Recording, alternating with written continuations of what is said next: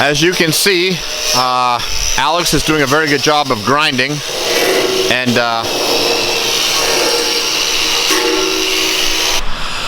all right, we have the body sitting on the rotisserie, and the rotisserie is just that. It rotates around and allows us to access all the different points of the body, and it makes for a lot better working position. You can stand up and get here up on the side of the rocker or whatever, versus having lay it flat. So we've gone through and we're scuffing all the interior sections of the body, the aluminum body. You can see that it used to be shiny, now it's scuffed up. This will allow us to have any kind of primer that we applied bite into the surface here. So that's really important. It does take time to do this sanding of the body. You have to get all of it, because we're going to be basically coming in and we're going to be doing a bed liner to the interior, then obviously paint color here to the dash. You've seen the dash all cut out, and we showed you that earlier. That's all been done and complete, and just going through and just sanding. So nice to see. All right, so Alex is on the underneath side of the grinding. He has the other side done, and you can see the difference in the overall texture and surface here. This is smooth, right from the factory slash, right out of the box, so you don't have to do any grinding, or it hasn't been ground, excuse me. And then you have this grinding surface here, and Alex is using his grinder and going through, and right now he's just kind of grinding the welds out. So he's using a wire wheel to hit the welds, and then he'll go back and use sandpaper in order to hit the actual surfaces. Reason for that is the welds have some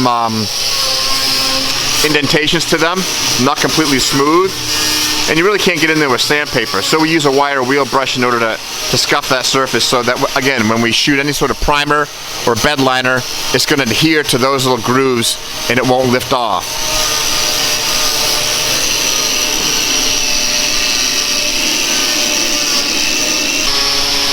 Okay, so a lot of the body parts have gone into primer. This is the hood, and as you can see, it was all done in primer, and we're going to start sanding it here, doing a sanding of the actual epoxy primer.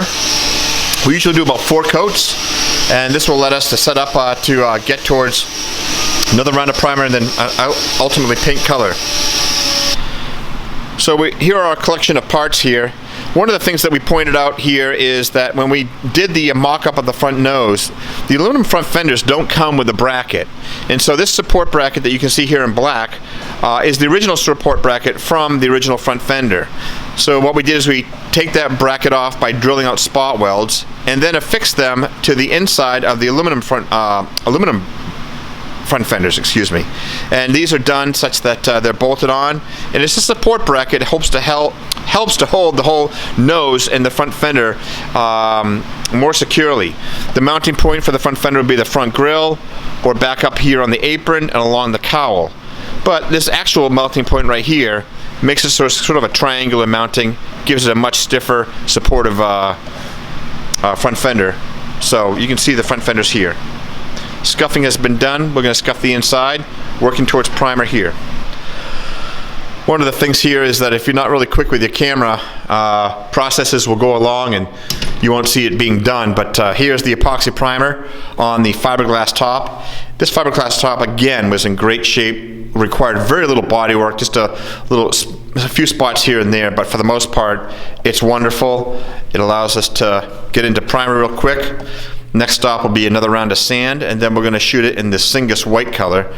The Syngus white is a slight cream white from the factory for this particular year, but boy, it looks sharp, looks really sharp. And again, the edge around here, that's sometimes where you have some deficits, cracks, things breaking, people putting roof racks on and clamping down. That's not the case here. All these rivet holes are in fine shape, the flanges in fine shape.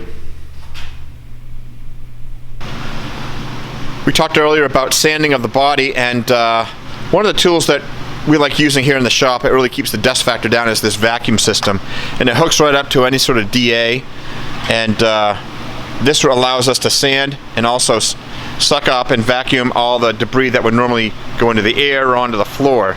So, and we're using a perforated sandpaper there, and this machine, which really works well.